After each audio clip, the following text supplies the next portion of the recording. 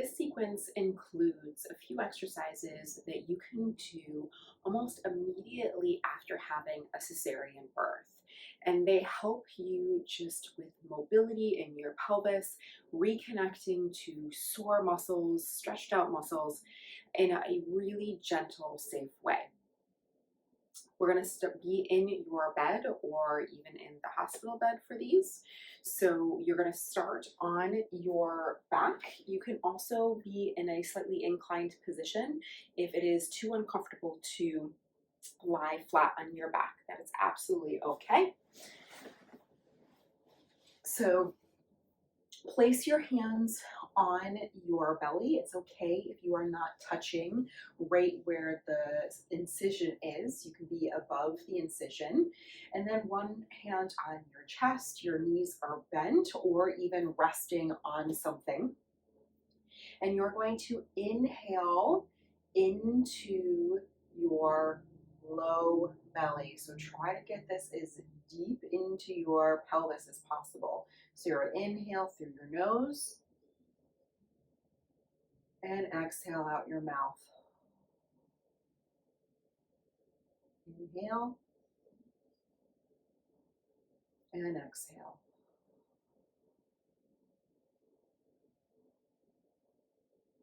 And you're really trying to get your ribs to expand while getting that breath as low into your pelvis as possible. We're going for 6 reps here. And so you shouldn't feel much happening in your upper hand, just a little bit of upward movement. Then from here, we're going to do some pelvic tilts. So you can place your hands on your pelvis or they can be resting down by your side. You're going to inhale as you let your pelvis tip forward as if you're spilling water out the front of your pelvis. Then you're going to exhale as you tip your pelvis back. And I want you to do this through a comfortable range. You shouldn't feel like this is painful at all. You shouldn't feel pressure. It should be comfortable. If it feels tight or sticky, go through a smaller range. Follow what your body is telling you it's ready for. 2 more for a total of 10. And then you're going to pause and we're going to rock side to side like a boat. So you're going to rock by dropping one side of your pelvis. In this case, it's my right side. Come back to center and then drop the left side. So you're just alternating like you're rocking a boat. So look like this, drop, drop. And so as one side drops, the other side lifts. And again, you're following what your body is capable of doing in this moment. It might not be as big as you expect. You might have a lot of leg movement because there's stiffness. Just go small. And as you do this, it'll gradually improve. Right now, we're just working on getting things moving. This can be great for digestion. It can be great for moving fluids and inflammation out of the area.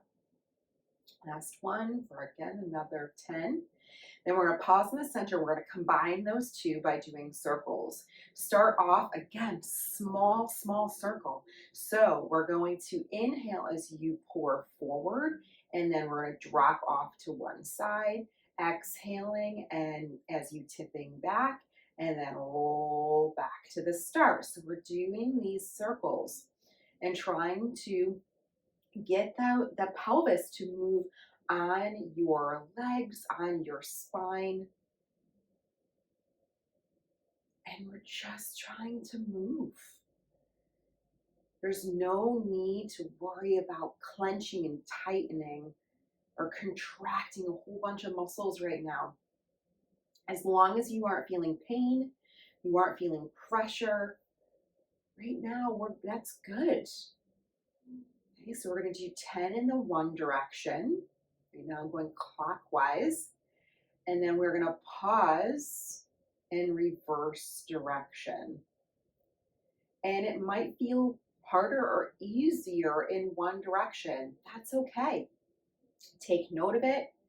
It may mean that you need to work on some additional stretches or additional strengthening once you're up for it, or you just need to do a little bit more of these.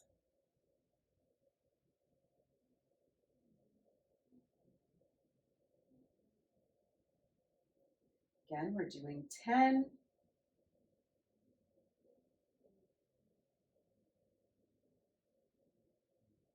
And back to pause in the center. Okay, from here, we're going to go up into our arms.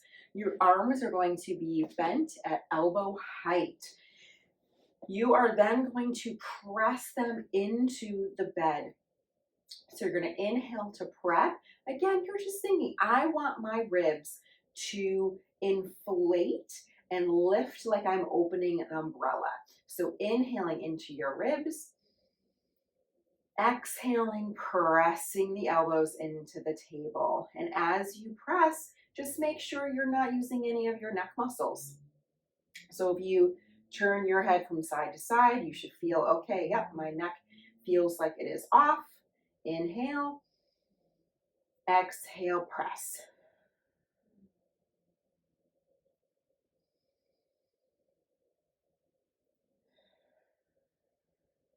And again, as long as there's no pain, you don't feel downward pressure into the pelvis, we're good.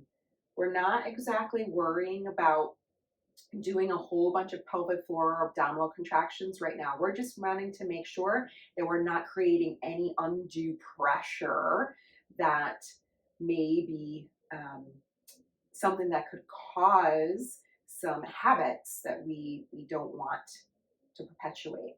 Then once we've done 5 of these, we're going to add in some more movement. So we're going to inhale again, inflate those ribs like you are opening up an umbrella. So inhaling, exhaling, press, and then turn back.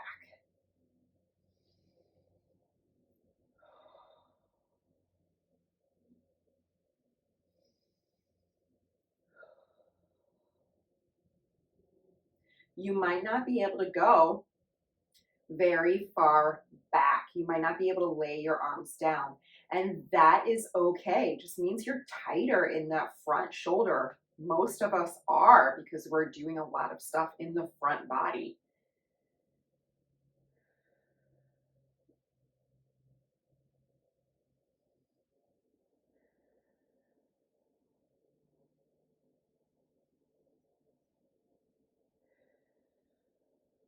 Good. Then we're going to pause here. And again, we're going to press. If you cannot lay your hands flat onto the table, then put something behind them. Roll up some towels, put some pillows back there. So if you have to be here, that's okay. Just have something underneath. Again, we're going to inhale. As you exhale, you're going to press your arms into the bed. So you're going to inhale, inflating like an umbrella. Exhale, press back. Still making sure no neck muscles. Inhale, stop pressing. Exhale, press. You are going to be using your arms a lot more as your abdominals and your incision heals. So we want to make sure that we've got a good base around your shoulder blades to help out with how much work your arms are going to be doing. Not to mention all the carrying and lifting and picking up of your new baby. Exhaling as we're pressing. And as we're pressing, the things that we're paying attention to, is this painful? Do I feel pressure down into my pelvis? Am I pushing my belly out when I press? Am I lifting my ribs up when I press? Those are all subtle ways of your body telling you you're doing a little bit too much. Back off a little bit into a range that doesn't cause any of those things. Not necessarily bad, but could become unnecessary habits. And last one. Awesome. Okay, we're going to bring our arms back up. And now we are going to go into moving our legs. So from here, you are going to, again, inhale. You can rest your hands on your pelvis for this, or on your belly if that feels comfortable. And we are going to slide your foot out and back in. Now, with this, again, we are looking and making sure that we are experiencing pain. We're not experiencing pressure down, pressure out with the movement. And you are following the range that your body is capable of doing. This might be too much. It might be too tight in through here. It might be too painful. Or you're pushing out, you're creating pressure. So we're going to find that range. That might be just to there, and that's it. We are now moving our leg on our pelvis, and we want to create a nice, stable pelvis for our legs to be able to move. But this is a great way to improve circulation, to get things starting to connect and to flush and move. So we're going to inhale to prep. As you exhale, you're going to slide, pause for inhale, exhale, slide back up. Stay on one side for all of the reps. So we're going to do 5 reps. Exhale, inhale, exhale, inhale, exhale. We're slowing things way down so that you can pay attention to how your body is feeling. This isn't about fitness. This is about connection. This is about restoring movement. This is about healing. Let's switch sides. So inhale, exhale, slide. Inhale, exhale, slide. Fitness will come. It's not now.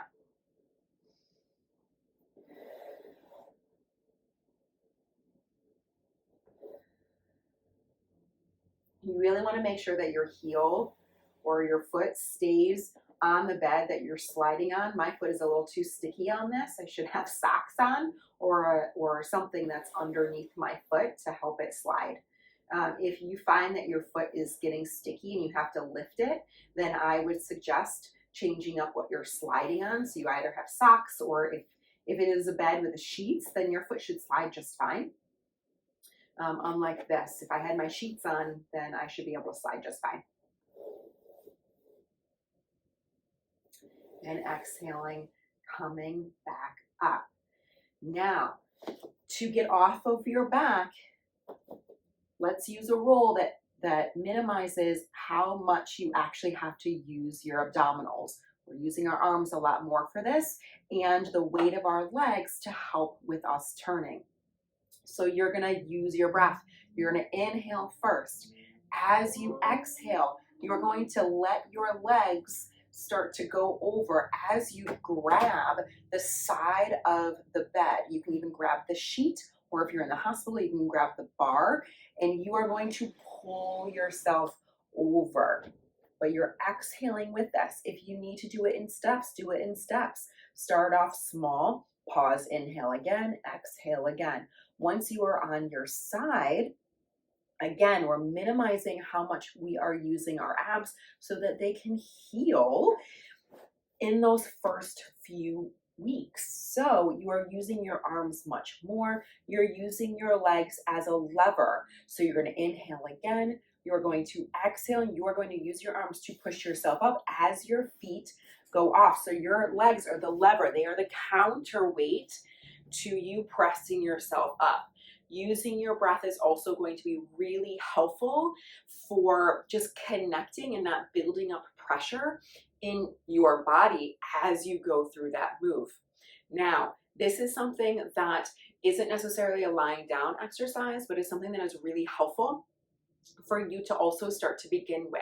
You're going to want to start to get out of the bed as soon as you feel comfortable. Within those first couple of days, you want to get out of bed, but it might be uncomfortable to actually get out of bed because of the incision. So you want to slide yourself forward using those arms. Get your legs onto the floor and have a chair in front of you or someone in front of you, so that when you stand up, you can use that to help balance you out. Don't press down onto your thighs. That actually can cause more pressure down into your pelvic floor. But you can also use the side of the bed. But having something in front of you helps with the momentum of going forward versus your arms back here.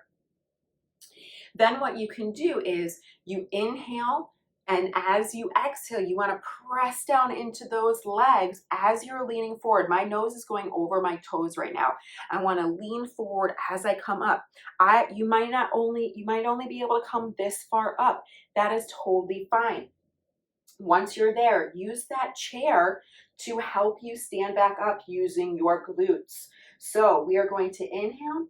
As you exhale, we're going to fire your glutes without tucking your butt under to come back and try to stand as tall as you can, but I am not tucking under, okay? So you then bend back, folding out the hips to lengthen out those glutes, and then you're going to exhale as you engage your glutes. You want to think, I'm folding right where my thigh meets my glutes. So I'm folding there, engaging those glutes without tucking under, no tuck. So you want to practice just this motion. Inhaling back down, exhaling, using those glutes to help bring you up. That's going to reduce the strain on your back muscles. And it's going to start to help open up the front of your body. Okay, so what's missing here is a chair. And exhale as you come back up. The chair is there really just as a landmark for balance, as well as just knowing that this is how much range that you might be doing. If you don't, and it's also there just to take some resistance out of your abdominals. So you're not gripping onto the chair, you're just resting your arms on it. This is a great exercise to help you start to feel more comfortable with actually getting up and out of bed. And then the last thing that I'm not going to show you in this video, but I want to talk about, is just getting up and walking around a little bit. You can start off with just room distances from the bed to the bathroom. Start off slow, but you want to get up and you want to move as much as your body feels comfortable doing, but watch for the signs: pain, pressure, increased bleeding. None of those or all of those signs are telling you you're doing too much. So you got to back way off, but you don't want to stop doing everything. Doing really slow, gentle movements helps with the healing process. So we want to keep doing those within what your body is telling you it feels comfortable doing. Ask any questions in the comments below and give me a follow so you can learn more about rehabbing your pelvic floor and your core after birth and building up the foundation that you need to return to any fitness exercise or any activity that you really want to do as you train into motherhood.